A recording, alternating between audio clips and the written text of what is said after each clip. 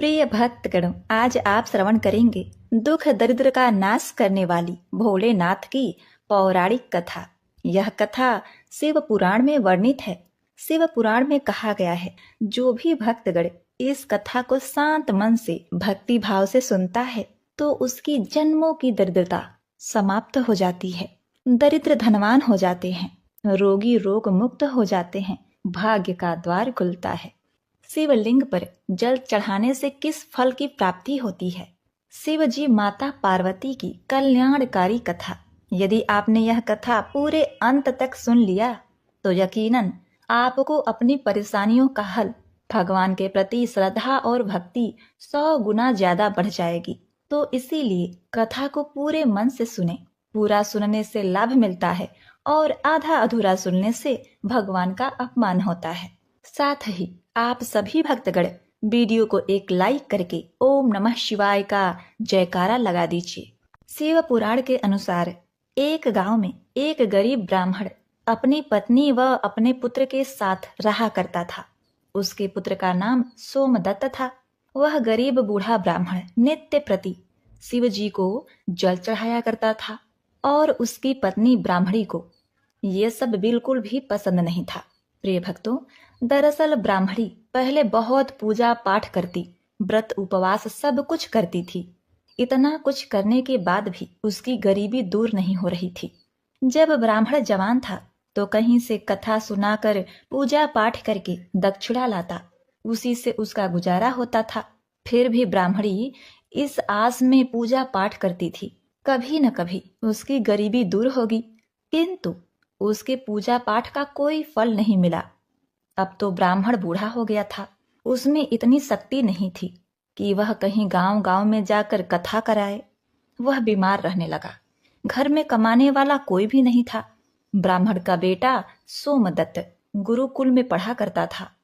अब ब्राह्मणी के घर में खाने के लाले पड़ गए तो वह गुस्से में पूजा पाठ करना छोड़ देती है और ब्राह्मण को भी पूजा पाठ करने से मना करने लगती है और कहती थी कि भोलेनाथ और अन्य देवी देवताओं का पूजा करते करते जवानी से बुढ़ापा आ गया, लेकिन भगवान ने हमारी गरीबी दूर नहीं की, उल्टा अब तो दाने दाने को मोहताज हो गए हैं।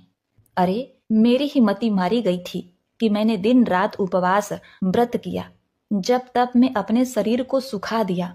अब क्या देगा तुम्हारा शिव, जो तुम शिवलिंग पर जल चढ़ाया करते हो? प्रिय भक्तगणों, ब्राह्मणी की बातों को सुनकर ब्राह्मण कुछ नहीं कहता। उसे तो अपने आराध्य भोलेनाथ पर विश्वास था। अब ब्राह्मण का बेटा अपनी शिक्षा पूरी करके गुरुकुल से वापस अपने घर आ गया और अपनी माता पिता की सेवा करने लगा। एक दिन की बात है, सोमदत्त शिव मंदिर में अपने पिता के साथ पूजा पाठ कर रहा था और वहीं पर शिव भक्तों को कथा सुनाने लगा। वह कहता है कि जो भक्त भगवान की कथा को सुनते हैं, उनकी मन में जो इच्छा रहती है, भोलेनाथ उनकी मनोकामना पूरी करते हैं। प्रिय भक्तों, सोमदत्त की ये सब बातें मंदिर में पूजा करने आए उसी राज्य के राजा ने सुन लिया और उसे यह बात बहुत ही अच्छी लगी और उसने सोमदत्त को अपने यहाँ राजकुमारी को कथा सुनाने के लिए नौकरी पर रख लिया। अब सोमदत्त प्रतिदिन राजा के लड़की को कथा सुनाने जाया करता था।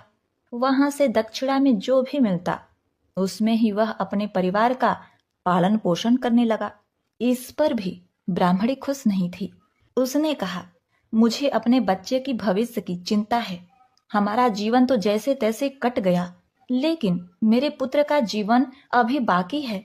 हमारे मरने के बाद उसका क्या होगा? हमारी भक्ति पूजा पाठ का फल लगता है कभी नहीं मिलेगा। क्या भोलेनाथ को मेरा दुख दिखाई नहीं देता? मेरा पुत्र राजा के घर से जो कुछ भी लेकर आता है, माना कि उससे हमारे पूरे परिवार का पेट भर जाता है, किंतु और भी आवश्यकताएं कैसे पूरी होंगी? ईश्वर ने अपनी आंखें क्यों बंद कर रखी हैं? क्या मेरे पुत्र को हमारे तरह ही गरीबी में रहना होगा?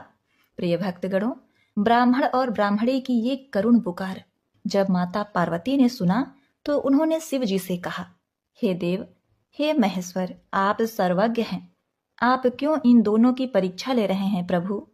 ब्राह्मण आपका परम भक्त है, अब आप उसके दुख का नाश करें प्रभु, अन्यथा कोई ब्राह्मण भी आपका पूजा करना बंद ना कर दे, कहीं उसके मन में आपके प्रति विश्वास समाप्त न हो जाए। भोलेनाथ ने कहा, हे देवी, आप चिंता ना करें, मैंने उनके भाग्य उदय का बीज तो पहले ही बो दिया है। अब हम दोनों को साथ में लक्ष्मी जी विष्णु जी को लेकर इस ब्राह्मण के घर जाने का समय आ गया है। मेरी कृपा के साथ ही वो ब्राह्मण दंपत्ति विष्णु लक्ष्मी के भी कृपा के पात्र हैं। उन दोनों पति पत्नी ने हम दोनों की पूजा एक साथ की है। हे देवी, पृथ्वी लोक पर जाकर हमें शिवलीला करनी है। प्रिय भक्तगणों, अब शिव जी तुरंत माता पार्वती जी के साथ नंदी पर सवार होकर बैकुंठ लोक में जाते हैं, जहां दयानिधि भगवान विष्णु शेषनाग के सैया पर विराजमान थे। माता लक्ष्मी उनके पांव दबा रही थीं। तब शिव जी ने विष्णु जी से पृथ्वी लोक पर चलने को कहा। विष्णु जी बोले, हे देवी लक्ष्मी, चलिए, हमारे भक्त का बुलावा आ गया है। अब क्या था, चारों देवी देवता ने साधु का भेष धारण कर पृथ्वी पर उपरोक्त ब्राह्मण के घर पहुंचकर अलख जगाई और कहा, अलख निरंजन, अलख निरंजन। घर में से बूढ़ा ब्राह्मण निकला। उसने उन्हें प्रणाम किया तो उन साधु भेषधारी भगवान विष्णु और शिव जी ने कहा, हम रात्रि में आपके घर पर विश्राम करेंगे। इस पर ब्राह्मण पुत्र सोमदत्त ने अतिथि देवो भव ऐसा विचार कर कहा, महाराज, मेरे घर में दक्षिणा में मिले दाल भात आदि से हम तीनों के भोजन की पूर्ति होती है, अतः मैं एक समय के भोजन की व्यवस्था कर सकता हूँ। साधुओं ने उसे एक बर्तन देकर कहा कि वह दाल भात इस बर्तन में बनाओ, तो हम सबका दोनों समय का भोजन बन जाया करेगा। इस प्रकार उस बर्तन में बने भोजन से दोनों समय के भोजन की पूर्ति हो गई। अगले दिन प्रातः में सोमदत्त जाने लगा तो साधु रूपी भगवान शिव जी ने पूछा, हे पुत्र, तुम कहाँ जा रहे हो? उसने कहा, हे साधु महाराज, मैं राजा की लड़की को कथा सुनाने जा रहा हूँ। साधु ने कहा, तुम कथा सुनाने के बाद राजा की लड़की से पूछना कि तुम किस अभिलाषा की पूर्ति के लिए कथा सुनती हो।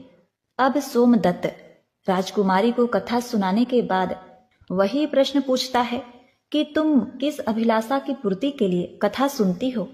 राजा की लड़की ने कहा, मैं इस अभिलाषा से कथा सुनती हूँ कि मुझे ऐसा वर मिले जिसकी चर्चा सभी की जबान पर हो, उसके माथे पर चांद और सूरज की रोशनी हो तथा वह भाग्य का ऐसा धनी हो कि उसके कदमों में लक्ष्मी थिरकती हुई हो तथा ऐसी बारात हो जैसी किसी ने अब तक नहीं देखी हो। प्रिय भक्तगणों, अब वापस आकर सोमदत्त ने राजकुमारी की सारी बातें साधुओं को बताई।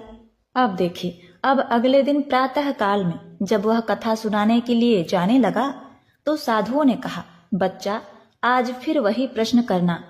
वह फिर से तुम्हें कल वाली बातें बताए तो तुम यह तुरंत कह देना कि जैसा पति तुम्हें चाहिए वैसा केवल मैं ही हूँ। ऐसा कहकर भागा आना। सोमदत्त ने कहा, हे साधु महाराज, कहाँ एक मैं गरीब ब्राह्मण जिसका घर उसकी दी हुई दक्षिणा पर चलता है, और कहाँ वह राजा की पुत्री। राजा मुझे और मेरे परिवार को मृत्यु दंड देकर मौत के घाट उतार देगा, अतः मैं ऐसा नहीं करूंगा।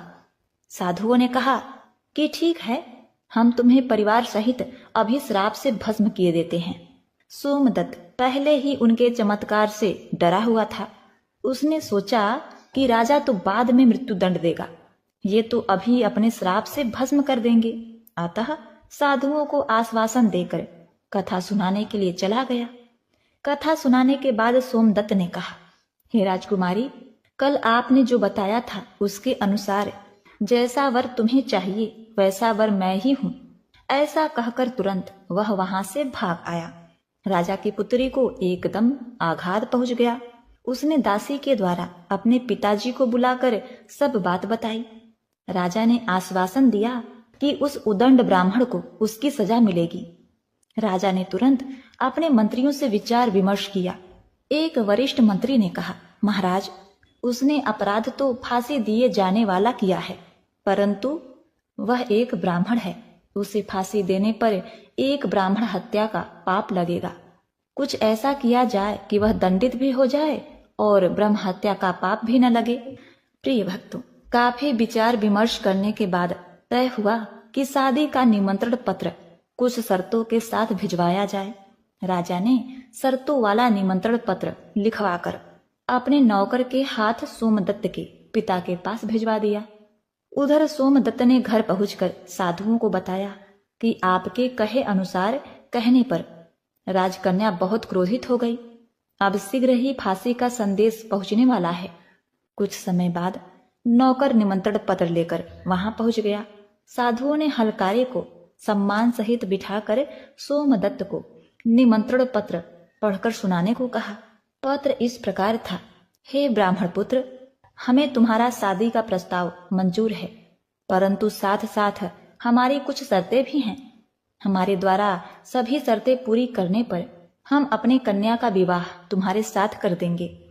शर्तें पूरी न होने पर तुम्हें परिवार सहित फांसी दे दी जाएगी। शर्तें इस प्रकार से है। पहला शर्त, बारातियों के ठहरने वाले सभी बारात घर तथा बनाए गए सभी तंबू बारातियों से भरे होने चाहिए। कोई भी तंबू खाली नहीं रहना चाहिए। दूसरा शर्त, बारातियों के आतिथ्य सत्कार में बनाई गई सभी खाद्य सामग्री उपयोग होनी चाहिए, कुछ भी बचना नहीं चाहिए। तीसरा शर्त, ऐसी अद्भुत बारात आनी चाहिए जिसकी प्रशंसा हर व्यक्ति के जबान पर हो। बारात आने पर यदि कोई भी शर्त अधूरी होगी तो बारात में आने वाले सभी बारातियों को फांसी दे दी जाएगी। पत्र पढ़कर सोमदत्त डर से कांपने लगा। साधुओं ने कहा, तुम डरो नहीं, नौकर को भोजन खिलाकर पत्र का उत्तर देकर विदा करो और पत्र में लिखो कि आप विवाह की तैयारी करें, हम फला दिन बारात लेकर आ रहे हैं। नौकर को भोजन में दाल भात परोसा गया। नौकर की थाली में चमत्कार से 36 प्रकार का भोजन बन गया।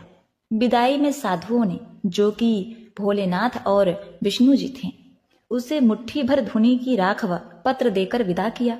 बाहर आकर नौकर ने देखा कि वह राख नहीं बल्कि हीरे मोती हैं।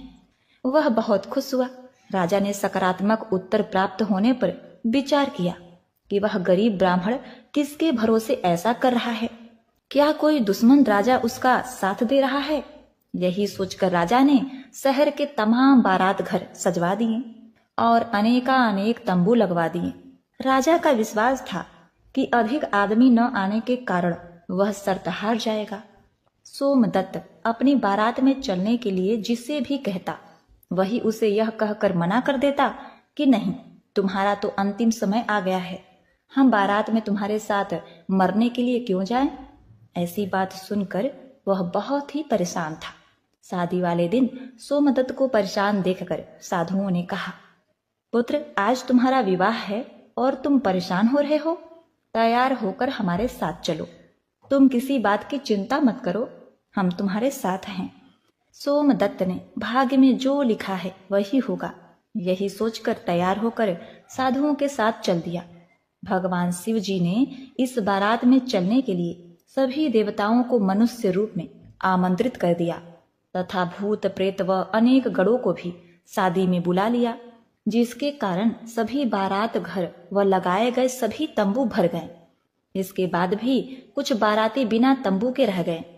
राजा के पास सूचना भिजवाई गई कि बारातियों के ठहरने का और प्रबंध कराया जाए। सूचना मिलने पर राजा ने विचार किया कि कहां से इतने बाराती आ गए हैं, चलकर देखना चाहिए। राजा तुरंत वहां पहुंचा।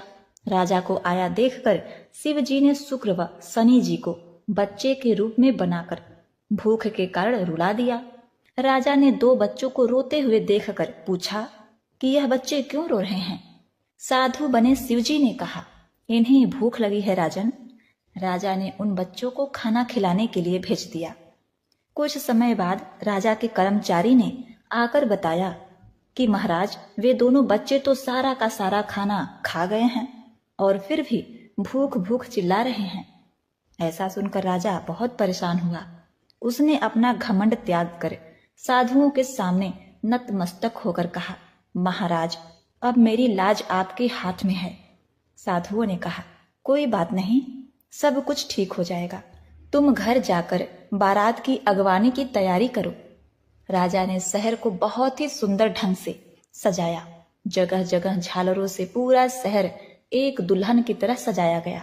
सोमदत्त भी विवाह की पोशाक में एक राजकुमार की तरह बहुत सुंदर दिखाई दे रहा था। शाम के समय उसे एक सुंदर रथ में बिठाया गया। रथ के आगे अनेक प्रकार के बैंड बाजे नगाड़े वाले झूम रहे थे, नाच रहे थे। दूल्हे के मस्तक पर सेहरे को चांद और सूरज से सजाया गया। बाराती हाथ में मुद्राएं लेकर एक दूसरे पर न्यौछावर करके इधर उधर उड़ा रहे थे। बारात के इस बेहंगम दृश्य को देखकर लोग आपस में कहने लगे कि इस ब्राह्मण के भाग्य को तो देखो, इसके मस्तक के सेहरे में चांद सूरज और चारों तरफ से इस प्रकार धन लक्ष्मी उड़ाया जा रहा है, मानो किसी बड़े राजा की बारात निकल रही है। ऐसी बारात हमने अपने जीवन में कभी नहीं देखी और न आगे देखने की उम्मीद है। यह भाग्य का बड़ा धनी है। प्रजा के इस प्रकार के बातों को सुनकर सद्वाइन रूपी माता पार्वती उन्होंने कहा, प्रभु आप जिस पर कृपा करते हैं उसके लिए अन्न धन के भंडार खोल देते हैं। भगवान भोलेनाथ ने कहा, हे पार्वती, जो भक्तगण मेरी पूरी श्रद्धा भक्ति से पूजा करते हैं मैं उन्हें उनके पूजा का फल अवश्य देता हूँ। उन्हें दुख तभी तक झेलना पड़ता है जब तक कि उनके पाप कर्म खत्म नहीं हो जाते। पुण्य कर्म जैसे ही उदय होते हैं उनके भाग्य के दरवाजे खुल जाते हैं और जो भक्त भगवान की कथाओं को सुनता है उन्हें भी राजकुमारी की तरह फल प्राप्त होता है। राजकुमारी ने प्रतिदिन भगवान की कथाएं सुनी। उसने मन में जो भी कामना की उसे वह मिला। यह तो भोलेनाथ, माता पार्वती, विष्णु जी, लक्ष्मी जी के महिमा था, जिसके कारण ब्राह्मण धनी हो गया। उसका भी घर महल की तरह सुंदर हो गया। उसके घर में नौकर चाकर इत्यादि की कमी नहीं थी। अपार धन दौलत से घर भरा हुआ था और ब्राह्मणी ने भी फिर से भगवान की पूजा अर्चना करनी शुरू कर दी। खूब दान दक्षिणा देना शुरू कर दिया और नित्य प्रति भगवान के कथाओं को सुना करती थी।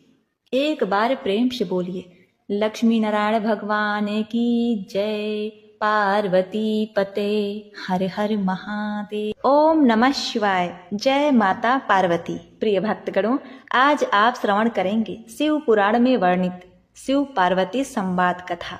प्रिय भक्तगणों, एक बार भगवान शिव माता पार्वती के साथ भ्रमण कर रहे थे। उसी समय माता पार्वती भगवान शिव से कहने लगी, हे प्रभु, मेरे मन में 3 प्रश्न उठ रहे हैं। यदि आप मेरे इन तीनों प्रश्नों के उत्तर दे दें, मेरे मन के शंकाओं का समाधान कर दें, तो मेरे मन को बहुत ही शांति मिलेगी। तब भगवान शिव कहते हैं, हे पार्वती, तुम अपने तीनों प्रश्नों को बताओ। मैं तुम्हारे तीनों प्रश्नों के उत्तर देकर तुम्हें संतुष्ट करने का प्रयास करूंगा। माता पार्वती कहती हैं, प्रभु, मेरे 3 प्रश्न हैं। पहला प्रश्न, स्त्री के कौन से पूर्व जन्म के कर्मों से उसका पति से तलाक अर्थात दुराव हो जाता है। दूसरा प्रश्न, कौन सी स्त्री का पति सदा धनवान रहता है। तीसरा प्रश्न, कौन से मनुष्य के भाग में धन होते हुए भी वह गरीब ही रह जाता है। क्योंकि मैंने देखा है कि इस कलयुग में स्त्री पुरुषों का वैवाहिक जीवन 7 जन्मों का तो दूर 7 दिन, 7 महीने, 7 साल तक भी नहीं टिकता। बहुत सारे स्त्री पुरुष अपने पवित्र वैवाहिक जीवन को बर्बाद कर रहे हैं। ऐसा क्यों हो रहा है? माता पार्वती की बातों को सुनकर शिव जी ने कहा, हे देवी पार्वती, मैं एक छोटी सी कथा सुना रहा हूँ। इस कथा को सुनकर आपके तीनों प्रश्नों के उत्तर निश्चित ही मिल जाएंगे। इस प्रिय भक्तगणों, आपसे भी निवेदन है कि इस कथा को आधा अधूरा छोड़े बिना पूरे अंत तक श्रवण करिएगा। मद्रास नामक स्थान पर बहुत समय पहले वहां एक ब्राह्मण रहता था। उस समय सरस्वती और लक्ष्मी की आपस में नहीं बनती थी, इसीलिए वह सरस्वती का पुजारी ब्राह्मण निर्धन था। वह प्राचीन परंपरा के अनुसार शिष्यों को पढ़ाता था। गुरुकुल की परंपरा के अनुसार शिष्य उसके लिए गांव जाकर भिक्षा मांगते थे। भिक्षा में जो भी मिलता था उसी से उसका गुजारा हो जाता था। ब्राह्मण की पत्नी को बच्चा होने वाला था। ऐसे में ब्राह्मण की पत्नी को चिंता होने लगी कि उसकी संतान का लालन पालन इतनी गरीबी में कैसे होगा। इसी बात को लेकर वो अक्सर ब्राह्मण को उसकी गरीबी के लिए ताने मारने लगी। वे कहती, न जाने मुझे किन कर्मों की सजा मिली है जो मेरा विवाह मेरे पिता ने एक कंगाल से कर दिया। हे पार्वती, ब्राह्मण को ये बात अच्छी नहीं लगी। ताने सुन सुनकर वह परेशान हो चुका था। फिर एक दिन उसने एक फैसला लिया और अपने सबसे प्रिय और सूझबूझ वाले और सबसे तेजस्वी शिष्य को बुलाकर सारी जिम्मेदारी उसे दे दी। इसके बाद 4-5 महीने में लौटने का आश्वासन देकर धन कमाने राजधानी चला गया। ब्राह्मण के जाने के बाद वह शिष्य ने अपनी सारी जिम्मेदारियां ईमानदारी के साथ निभाया। आस पास के गांव वालों को जब पता चला तो सब लोगों ने मिलकर ब्राह्मण के यहाँ अनाज और जरूरत का बाकी सामान भिजवा दिया। आश्रम में बाकी शिष्यों को वह शिक्षा देने लगा। इस तरह सब कुछ सही रास्ते पर चलने लगा। एक रात को ब्राह्मणी ने पुत्र को जन्म दिया। दरवाजे के पास खड़े शिष्य को जब पता चला तो उसने सोचा कि आगे क्या क्या करना है। इस बारे में गांव के बुजुर्गों से सलाह लेनी चाहिए। हे पार्वती, वह जाने ही वाला था कि इतनी देर में वहां दुबला पतला ब्राह्मण लाठी के सहारे चलते हुए वहां आया। उसकी वेशभूषा देखकर शिष्यों को लगा कि शायद वह कोई भिखारी है। शिष्य बोला, ओ बाबा, कौन हो तुम? आधी रात को यहाँ कैसे आना हुआ? तो उस बुजुर्ग ने कहा, अभी मत पूछो कौन हूं मैं, मुझे कुछ काम है, मुझे अंदर जाने दो। उस दुबले पतले ब्राह्मण ने जवाब दिया। तो उस शिष्य ने कहा, ऐसे कैसे जाने दो? कम से कम अपना परिचय तो दीजिए। और भला आप इस स्थिति में एक असहाय स्त्री के पास कैसे जा सकते हैं? शिष्य दरवाजे पर रास्ता रोके हुए खड़ा था। ब्राह्मण ने हंसते हुए जवाब दिया, तो सुनो, मैं विधाता हूं, सबका भाग्य लिखने वाला। आज यहाँ बच्चा पैदा हुआ है तो बस उसी का भाग्य लिखने चला आया। भाग्य लिखने वाले को कौन रोक सकता है भला? इतना कहते हुए वह ब्राह्मण हंसते हुए शिष्य को हटाकर अंदर चला गया।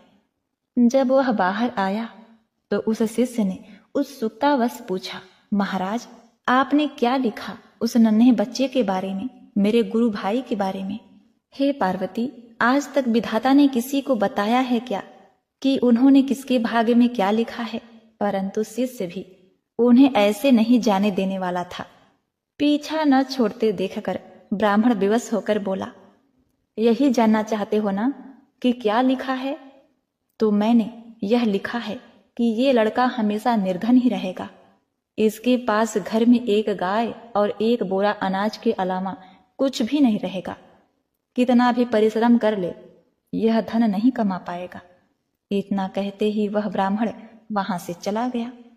शिष्य को उसके इस व्यवहार पर बहुत गुस्सा आया, परंतु वह ब्राह्मण अब जा चुका था, इसलिए कुछ किया नहीं जा सकता था। हे पार्वती, कुछ महीने बाद गुरुकुल का ब्राह्मण लौट आया। आकर जब उसने देखा कि सब कुछ व्यवस्थित ढंग से चल रहा है तो उसे बड़ी ही प्रसन्नता हुई। अपने साथ वह काफी धन कमाकर लाया था। अब उसे किसी बात की कोई चिंता नहीं थी, इसीलिए उसका जीवन अब हंसी खुशी गुजरने लगा। लेकिन वह खुशी ज्यादा दिन तक न टिक सकी। सब धन खत्म हो गया और कमाई का और कोई साधन न होने से एक बार फिर गरीबी आ गई। हे पार्वती, अब सुनो। अब ब्राह्मण का परिवार 2 साल पहले वाली हालत में आ गया। इस बार फिर ब्राह्मणी को बच्चा होने वाला था। ऐसे में जब ब्राह्मण ने शिष्य से अपनी स्थिति के बारे में विचार विमर्श किया तो शिष्य ने उसे फिर से राजधानी जाने की सलाह दी। हे पार्वती, ब्राह्मण पहले की तरह अपनी सारी जिम्मेदारी अपने उसी बुद्धिमान शिष्य के कंधों पर छोड़कर राजधानी चला गया। सब कुछ वैसे ही फिर से चलने लगा जैसे पहले चलता था। फिर से गांव के लोग अनाज व जरूरी सामान दे गए। समय आने पर ब्राह्मणी की कोख से एक कन्या ने जन्म लिया। जब शिष्य को इस बात की खबर हुई तो वह गुरु बहन को देखने के लिए गया, लेकिन उसके पहुंचने से पहले ही वहां वही दुबला पतला ब्राह्मण पहुंच गया था जो अपने आप को विधाता बता रहा था। उसे देखकर शिष्य को गुस्सा तो बहुत आया, परंतु वह कर भी क्या सकता था। हे पार्वती, जब वह ब्राह्मण भाग्य लिखकर बाहर निकले तो शिष्य ने पूछा, कहो महाराज, अब कौन सा चक्रव्यूह रचकर आए हो? उस ब्राह्मण ने कहा, अरे भाई, गुस्सा क्यों होते हो? मैं तो यहाँ बस अपना काम करने आया था। सबका अपना काम है, मेरा भी काम है, इसमें मैं क्या कर सकता हूँ? हे पार्वती, इस प्रकार से चेहरे पर व्यंग्यात्मक मुस्कान लिए हुए ब्राह्मण ने कहा। तो शिष्य बोला, अच्छा महाराज, ठीक है, मगर बताओ तो सही, आखिर मेरी गुरु बहन के भाग्य में क्या लिखा आपने? तब उस ब्राह्मण ने कहा, इस लड़की का विवाह नहीं होगा। हाँ, लेकिन इसे देखने वाले बहुत आएंगे, फिर भी ये सारा जीवन कुंवारी ही रहेगी। इतना सुनते ही शिष्य को गुस्सा आ गया और उसने उस ब्राह्मण को वहां से भाग जाने के लिए कहा। ब्राह्मण पहले की ही भांति मुस्कुराता हुआ चला गया, लेकिन उस शिष्य के मन को अशांति दे गया।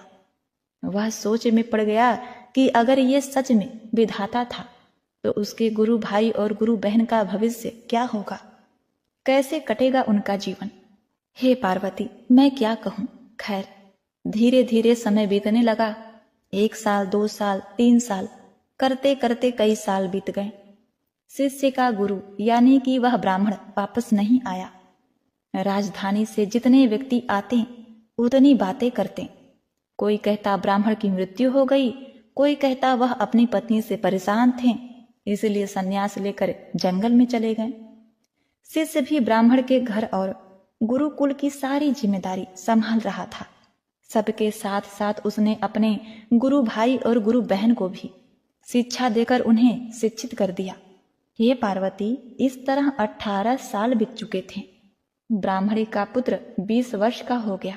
शिष्य को अब लगने लगा कि अब उसका गुरु भाई गुरुकुल की व्यवस्था संभालने लायक हो गया है। इसी विचार से अब शिष्य अपनी सारी जिम्मेदारी उसे देकर वहां से विदा लेना चाहता था। ब्राह्मणी व उसके पुत्र और पुत्री ने उस शिष्य को रोकने का बहुत प्रयास किया, मगर सब व्यर्थ था। हे पार्वती, शिष्य जब जा रहा था तब गुरु भाई उसे छोड़ते हुए कुछ दूर तक उसके साथ गया। जब गुरु भाई आशीर्वाद लेकर वापस लौटने को हुआ तब उस शिष्य ने कहा, भाई, मैं जा रहा हूं, मगर जो मैं अभी तुम्हें जो 2 बातें बताऊंगा उस बात का ध्यान रखना। पहला, कभी भी अपने घर पर अनाज से भरा हुआ बोरा और दूध देने वाली गाय मत रखना। अगर तुमने दोनों रखे तो तुम सारा जीवन निर्धन ही रहोगे। दूसरा, जब भी कोई व्यक्ति तुम्हारी बहन के विवाह के संबंध में बात करने आए तो उसे 100 सोने की मोहरें देकर जाने को बोलना, और जब वो 100 मोहरें तुम्हें दे दे तभी अपनी बहन उन्हें दिखाना। हे पार्वती, लड़के ने वैसा ही करने का वादा करके शिष्य को विदा किया और आश्रम में लौट आया।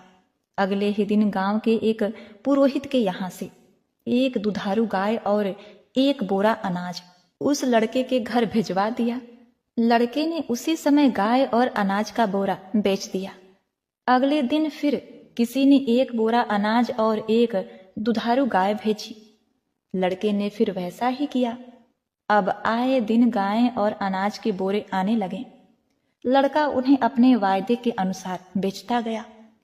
इससे उसका भाग्य बदल गया और जल्द ही वह अमीर हो गया। थोड़े ही दिन में उसकी बहन के विवाह की उम्र हो गई। विवाह के लिए कई लोग लड़के से संपर्क करने लगे। उस लड़के को अपना वादा याद था। उसकी बहन को जो भी देखने आता वह उससे 100 स्वर्ण मुद्राएं लेता। इस तरह वह और भी धनी हो गया। उसका जीवन सुखमय हो गया।